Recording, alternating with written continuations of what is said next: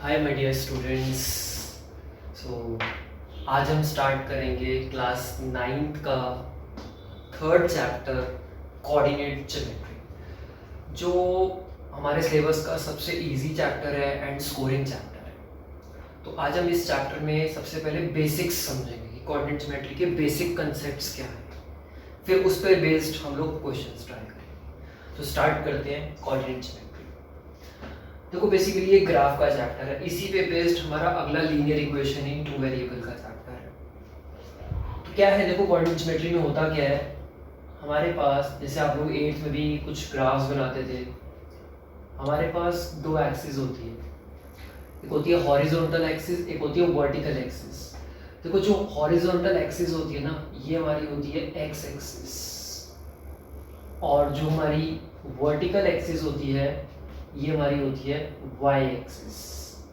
सबसे पहले तो ये राइट हैंड साइड हमारी एक्स एक्सिस की पॉजिटिव साइड होती है, लेफ्ट हैंड साइड राइट हमारी जो होती है वो एक्स एक्सिस की नेगेटिव साइड होती है। मतलब इसको हम रिप्रेजेंट करते हैं एक्स डैश से, और ये नॉर्मली हम एक्स से रिप्रेजेंट करते हैं। ये वाई एक्सिस की पॉजिटिव साइड होती है और ये वाई एक्सिस की नेगेटिव साइड होती है, इसको इसलिए रिप्रेजेंट करते हैं वाई डैश से। जहाँ पे ये एक्स एक्सिस और वाई एक्सिस एक दूसरे को इंटरसेक्ट करती है, मीट करती है, उस पॉइंट को बोला जाता है ओरिजिन, ओरिजिन जिसको बोलते हैं ओ। तो इस ग्राफ में, मतलब इस ग्राफ को एक और नाम से जाना जाता है which is called Cartesian plane. Graph को हम कार्टेशियन प्लेन भी बोलते हैं या कोऑर्डिनेट प्लेन भी बोलते हैं। कोऑर्डिनेट प्लेन, कार्टेशियन प्लेन बोल लो या कोऑर्डिनेट प्लेन बोल लो, राइट। ये ग्राफ में ये जो एक्स एक्सिस वाई एक्सिस है, इस कार्टेशियन प्लेन को, मतलब इस ग्राफ को 4 पार्ट्स में डिवाइड कर रही है, जिन पार्ट्स को यहाँ पर क्वाड्रेंट्स बोला जाता है। ये 4 क्वाड्रेंट्स हैं, first, second, third and fourth. ये 4 क्वाड्रेंट्स हैं और क्वाड्रेंट्स हमेशा ऐसे एंटी क्लॉकवाइज ही चलेंगे। फर्स्ट ये है, सेकंड ये नहीं हो सकता, ऐसे ही चलेगा, फर्स्ट सेकंड थर्ड। अब हमारे पास क्या है, इस चैप्टर के अंदर मेन प्लॉटिंग है, कुछ क्वेश्चंस हैं जो हमें फाइंड आउट करने हैं, बट उससे पहले कुछ चीजें और समझो। देखो हमारे जो कोऑर्डिनेट होते हैं ना, वो हमेशा x, y होते हैं। कभी भी कोऑर्डिनेट्स y, x नहीं होते, क्योंकि ABCD में पहले x ही आता है। तो हमेशा याद रखना, कोऑर्डिनेट्स हमेशा x, y होते हैं। जब प्लॉट करना है तब भी हमें पहले x कोऑर्डिनेट देखना है, और जब कोई चीज फाइंड करनी है तब भी हमें पहले x ही देखना है। तो x, y, x, y, x, y, x, y, coordinate हमेशा x, y होते हैं, कभी भी y, x नहीं होते। सबसे पहली चीज। अब और क्या है, देखो ये एक्स एक्सिस की हमने पढ़ा पॉजिटिव साइड होती है, ये वाई एक्सिस की नेगेटिव साइड होती है। ये एक्स एक्सिस की नेगेटिव साइड, एक्स एक्सिस की पॉजिटिव साइड, ये वाई एक्सिस की पॉजिटिव साइड, और ये वाई एक्सिस की नेगेटिव साइड। अब फर्स्ट क्वाड्रेंट हमें ये समझना है कि सारे क्वाड्रेंट में कौन सी एक्सिस पॉजिटिव होती है और कौन सी नेगेटिव। मतलब फर्स्ट क्वाड्रेंट में एक्स और वाई पॉजिटिव होगा या नेगेटिव होगा।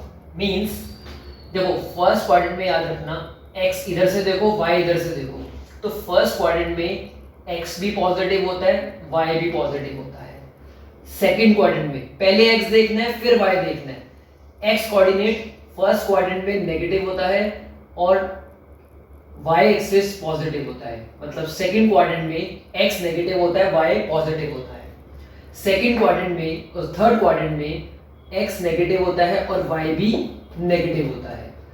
फोर्थ क्वाड्रेंट में पहले x देखोगे तो x पॉजिटिव होता है और y एक्सिस नेगेटिव होता है। मेरा कहने का मतलब, मान लो अगर आपके पास कोई क्वेश्चन आया 2, -3 एक कोऑर्डिनेट भी है, वो आपसे पूछेगा ये कोऑर्डिनेट कौन से क्वाड्रेंट में लाई करता है। तो आप देखो इसमें x आपका पॉजिटिव है, y आपका नेगेटिव है। तो x पॉजिटिव, ये रहा x पॉजिटिव, y नेगेटिव। इसका मतलब जब x पॉजिटिव और y नेगेटिव होगा तो वो हमारा जो पॉइंट है, पॉइंट या कोऑर्डिनेट कुछ भी बोल लो, वो पॉइंट हमारा फोर्थ क्वाड्रेंट में लाई करेगा, क्योंकि फोर्थ क्वाड्रेंट में x पॉजिटिव होता है और y नेगेटिव होता है। तो ऐसे हमें कोऑर्डिनेट्स दे रखे होंगे और हमें ये बताएगा, ये पूछेगा कि ये कोऑर्डिनेट कौन से क्वाड्रेंट में लाई करता है। तो वो हम इससे आइडेंटिफाई करेंगे कि अगर हमारे पास दोनों पॉजिटिव है, x और y दोनों पॉजिटिव है तो फर्स्ट क्वाड्रेंट में लाई करेगा, अगर x नेगेटिव y पॉजिटिव है तो सेकंड क्वाड्रेंट में लाई करेगा, अगर दोनों नेगेटिव है तो थर्ड क्वाड्रेंट में लाई करेगा, अगर x पॉजिटिव y नेगेटिव है तो वो फोर्थ क्वाड्रेंट में लाई करेगा। ये तो हो गया कौन से क्वाड्रेंट में लाई करेगा। लेकिन खाली क्वाड्रेंट की बात नहीं हो रही, ये भी पूछ सकता है कि वो पॉइंट कौन सी एक्सिस पे लाई करेगा। एक्सिस मतलब x एक्सिस और y एक्सिस। अब देखो कुछ चीजें समझा रहा हूं, ध्यान से समझना। मैं आपको सबसे पहले समझा रहा हूं, ये चीज हमेशा याद रखना, x एक्सिस पर हमेशा जो y कोऑर्डिनेट होता है वो हमेशा 0 होता है। x एक्सिस पर हमेशा y कोऑर्डिनेट 0 होता है, उल्टा चलता है। x एक्सिस पर y 0 होता है और y एक्सिस पर x कोऑर्डिनेट 0 होता है। फॉर एग्जाम्पल मान लो अगर आपके पास कोई क्वेश्चन है 2,0, अब इस कोऑर्डिनेट में क्या है, आपका कौन सा कोऑर्डिनेट 0 है, ये आपका x है, ये आपका y है, y 0 है। मैंने बोला जब y 0 होगा तो मतलब वो कोऑर्डिनेट x एक्सिस पे लाई करेगा। इसका मतलब ये जो कोऑर्डिनेट है वो आपका x एक्सिस के ऊपर, उस लाइन के ऊपर क्या करेगा, लाई करेगा। ओके, ये पॉइंट किसी क्वाड्रेंट में नहीं आएगा, वो x एक्सिस के ऊपर प्लॉट हो जाएगा। और अगर दिया होता 0,2, ये x है, ये y है, हमेशा पहले वाला x होगा, दूसरे वाला y। अब जब x 0 होता है तो वो कोऑर्डिनेट y एक्सिस पे लाई करेगा, अगर x 0 है तो वो y पे लाई करेगा। मतलब ये कोऑर्डिनेट अगर हम ग्राफ में प्लॉट करेंगे तो ये y एक्सिस के 2 पे, मान लो अगर यहाँ 1 है, यहाँ 2 है, तो ये पॉइंट इस 2 के ऊपर लाई करेगा। यहाँ पे x 2 है, y 0 है, इसका मतलब ये x 1 है और ये 2 है, तो इसका मतलब ये पॉइंट x एक्सिस के 2 के ऊपर लाई करेगा।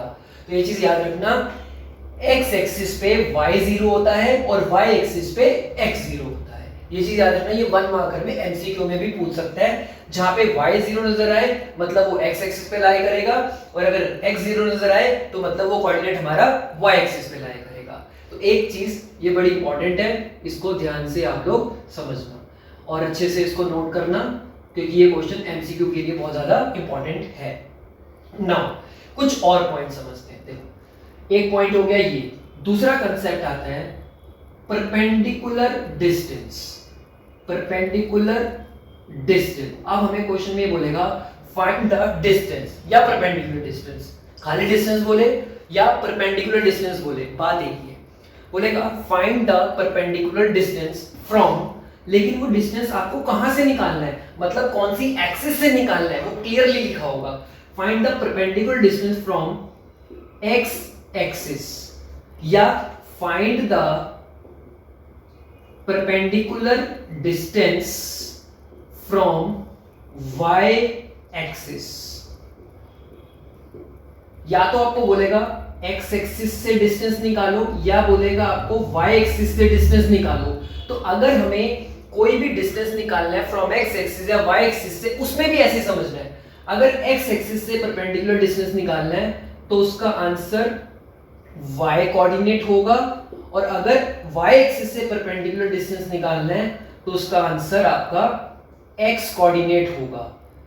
फॉर एग्जांपल देके समझते हैं। देखो जब तक एग्जांपल नहीं देंगे आपको कोई चीज समझ नहीं आएगी। देखो फॉर एग्जांपल मान लो आपके पास से कोऑर्डिनेट दे रखा है 2,3, वो पूछेगा इस कोऑर्डिनेट का परपेंडिकुलर डिस्टेंस फाइंड आउट करो फ्रॉम x एक्सिस। मैंने बोला जब भी x एक्सिस से परपेंडिकुलर डिस्टेंस फाइंड करने के लिए बोलेगा तो आंसर हमारा y कोऑर्डिनेट होगा। तो ये हमारा x है, ये हमारा y है। तो अगर मुझे इस कोऑर्डिनेट का परपेंडिकुलर डिस्टेंस निकालना है फ्रॉम x एक्सिस से तो आंसर y कोऑर्डिनेट होगा। y कोऑर्डिनेट क्या है यहाँ पे हमारा 3, तो इसका जो आंसर हो जाएगा वो हो जाएगा 3 यूनिट्स। क्योंकि कोऑर्डिनेट ज्योमेट्री है, ग्राफिकल पार्ट में मीटर सेंटीमीटर नहीं होता, मीटर सेंटीमीटर क्या है हमारी यूनिट्स है, तो हम यहाँ मीटर सेंटीमीटर नहीं लिखते, इस चैप्टर्स में यूनिट्स लिखा जाता है। तो मतलब इस कोऑर्डिनेट का x एक्सिस से जो परपेंडिकुलर डिस्टेंस हो जाएगा वो 3 यूनिट हो जाएगा। अगर वो बोलता इस कोऑर्डिनेट का परपेंडिकुलर डिस्टेंस y एक्सिस से निकालो तो x कोऑर्डिनेट होता, तो हमारा आंसर क्या होता 2 यूनिट। मतलब अगर y एक्सिस से पूछा है तो 2 यूनिट, अगर x एक्सिस से बोला है तो 3 यूनिट।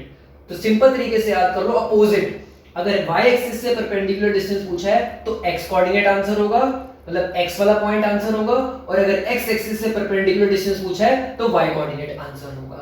ये चीजें याद रखनी है जो आपके 1 मार्कर में आ सकते हैं। एक और चीज, एक और एग्जांपल समझा दो। मान लो इसी क्वेश्चन के अंदर फॉर एग्जांपल अगर होता 2, -3 और आपको बोला गया है परपेंडिकुलर डिस्टेंस कैलकुलेट करो, right. Distance can never be negative. सबसे पहले डिस्टेंस कभी भी नेगेटिव नहीं होता। हम साइंस में भी पढ़ते हैं, साइंस में एक चैप्टर होता है मोशन, उसमें भी ये समझाया गया डिस्टेंस कभी भी नेगेटिव नहीं होता। और वैसे भी डिस्टेंस कभी नेगेटिव हो ही नहीं सकता। हम कभी ये चीज बोल ही नहीं सकते कि हमने -10 किलोमीटर का डिस्टेंस कवर करा है या -3 किलोमीटर करा है, कभी हम बोल ही नहीं सकते, क्योंकि डिस्टेंस हमेशा जो होते हैं वो पॉजिटिव होते हैं। इसलिए इस कोऑर्डिनेट ज्योमेट्री में भी जब भी आपको डिस्टेंस लेने हैं तो वो पॉजिटिव ही लेने हैं। आपको कंफ्यूज करने के लिए कोऑर्डिनेट देगा जिसमें आपको x और y पॉजिटिव भी दे सकता है और नेगेटिव भी। अब आपको बोला गया है कि इस पॉइंट का परपेंडिकुलर डिस्टेंस निकालो फ्रॉम x एक्सिस। अब हमें पता है कि परपेंडिकुलर डिस्टेंस अगर हमें x एक्सिस से निकालना है तो y कोऑर्डिनेट आंसर होगा। अब इसका y कोऑर्डिनेट क्या है -3, बट हमें जो आंसर लेना है वो 3 यूनिट ही लेना है, क्योंकि हमें नेगेटिव को इग्नोर करना है, because distance can not be negative. आपको दिया होगा माइनस में, लेकिन जब हमें डिस्टेंस निकालने हैं तो डिस्टेंस कभी नेगेटिव नहीं होता, बट हमें आंसर हमेशा किस में लेना है पॉजिटिव। ऐसे अगर बोला होता मान लो ये -2 होता और हमें बोला होता y एक्सिस से परपेंडिकुलर डिस्टेंस निकालो, तो y एक्सिस के अकॉर्डिंग हमारा परपेंडिकुलर डिस्टेंस क्या होगा, ये x कोऑर्डिनेट होगा, मतलब -2। बट हमें -2 नहीं लिखना, हमें 2 यूनिट लिखना है, क्योंकि हमारा डिस्टेंस हमेशा किस में होता है पॉजिटिव में होता है। डिस्टेंस कभी भी नेगेटिव नहीं होता। ये कुछ चीजें ध्यान रखनी है। और आखिरी पॉइंट देखो, ये जो x एक्सिस होती है हमारी हॉरिजॉन्टल लाइन, x एक्सिस को एक और नाम से जाना जाता है, वो है एब्सिसा। ABSICC abscissa. ये ABSCI, एक मिनट,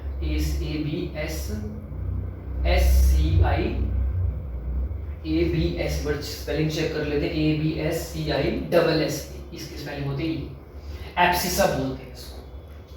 और y एक्सिस को बोलते हैं ऑर्डिनेट। मतलब ये उनके दूसरे नाम है। जैसे हमारे घर में हमारे भी दो नाम होते हैं ना, ऐसे इनको भी दोनों नाम से बुलाया जाता है। जैसे फॉर एग्जांपल अब अगर हमें क्वेश्चन में बोले फाइंड द एब्सिसा, तो एब्सिसा मतलब x axis, find the ordinate, अगर ऑर्डिनेट की कोई बात हो रही है तो मतलब वो y एक्सिस की बात कर रहा है, तो वो किसी भी नाम से उसको बुला सकता है। ठीक है, तो बस ऐसे याद रखो, ये कोऑर्डिनेट के कुछ बेसिक कंसेप्ट्स हैं। अगर आपको ये क्लियर है तो इससे इजी कंसेप्ट कुछ नहीं हो सकता। ये तो इस पार्ट में, इस वीडियो में, इस लेक्चर में हमने जो कवर किया वो कोऑर्डिनेट के कुछ बेसिक्स कवर करे हैं, जिसके मैंने कुछ शॉर्ट्स में भी कुछ की पॉइंट्स डाले हुए हैं जो आप जाके एक बार रिवाइज कर सकते हो। बाकी एक और चीज है, मैं आपको समझाता हूँ। देखो ये तो, अब देखो कुछ और कंसेप्ट्स। हमारे पास कुछ कंसेप्ट्स होते हैं जो आपको इनडायरेक्ट वे में देगा। जैसे आपको बोला है x greater than 0 and y greater than 0, तो बताओ अगर x और y दोनों ग्रेटर देन है तो उसके अकॉर्डिंग हमारा ये कौन से क्वाड्रेंट में लाई करेगा। जब भी बात करेगा ग्रेटर देन की, ग्रेटर देन मतलब पॉजिटिव। इस ग्रेटर देन 0 का मतलब x पॉजिटिव है और y भी हमारा क्या है पॉजिटिव है। जब हमारे x और y दोनों पॉजिटिव होंगे तो इसका मतलब हमने ग्राफ में समझा था फर्स्ट क्वाड्रेंट में x और y दोनों क्या होते हैं पॉजिटिव होते हैं। दूसरी चीज, अगर बोलता x greater than 0 but y less than 0, greater than मतलब x पॉजिटिव में है और y नेगेटिव में, लेस देन बोले तो उस कोऑर्डिनेट को नेगेटिव में लेना है। तो x पॉजिटिव हो गया और y नेगेटिव। अब x पॉजिटिव कौन से क्वाड्रेंट में होता है, x पॉजिटिव हमारा फोर्थ क्वाड्रेंट में होता है और y नेगेटिव हमारा फोर्थ क्वाड्रेंट में होता है। तो पॉजिटिव नेगेटिव मतलब ये कोऑर्डिनेट फिर हमारा फोर्थ क्वाड्रेंट में लाई करेगा। अगर बोले x भी ग्रेटर लेस देन 0 है और y भी लेस देन 0 है, इसका मतलब दोनों ही नेगेटिव हो गए, x भी नेगेटिव हो गया और y भी नेगेटिव हो गया। एक चीज याद रखना, ये लेस देन ग्रेटर देन का मतलब सिर्फ यही है, ग्रेटर देन बोले तो मतलब वो कोऑर्डिनेट पॉजिटिव में लिया जाएगा, और अगर लेस देन बोले तो मतलब वो पॉजिटिव नेगेटिव में लिया जाएगा। अब दोनों ही लेस देन है मतलब दोनों ही नेगेटिव में लिए जाएंगे, और दोनों नेगेटिव हमारे कौन से क्वाड्रेंट में होते हैं, थर्ड क्वाड्रेंट में। इसका मतलब ये कोऑर्डिनेट हमें पता लग जाएगा कि वो थर्ड क्वाड्रेंट में लाई करेगा। अब होता है हमारे पास x less than 0 and y greater than 0। अब मतलब x पॉजिटिव हो गया और y नेगेटिव हो गया। अब x पॉजिटिव और y नेगेटिव, x पॉजिटिव नहीं, x नेगेटिव हो गया क्योंकि लेस देन और y पॉजिटिव हो गया, तो x नेगेटिव और y पॉजिटिव हमारा जो लाई करेगा वो हमेशा किस में करेगा, सेकंड क्वाड्रेंट में करेगा। तो ये भी आपको पूछ सकता है। ये लेस देन ग्रेटर देन से आपको बस ये पता लग जाएगा कि कौन सा कोऑर्डिनेट हमें, कौन सा कोऑर्डिनेट हमें पॉजिटिव लेना है और कौन सा कोऑर्डिनेट हमें नेगेटिव लेना है, जिसके अकॉर्डिंग हम ये बता सकते हैं कि वो कोऑर्डिनेट हमारा फिर कौन से कोऑर्डिनेट में लाई करेगा। तो ये सारे छोटे छोटे क्वेश्चन हमारे 1 मार्कर में पूछ सकते हैं। तो ये थे हमारे चैप्टर के पूरे बेसिक कंसेप्ट्स जो आपको अच्छे से स्टडी करने हैं। इसी पे बेस्ड हम आगे कोई भी क्वेश्चन इजीली अप्लाई कर सकते हैं।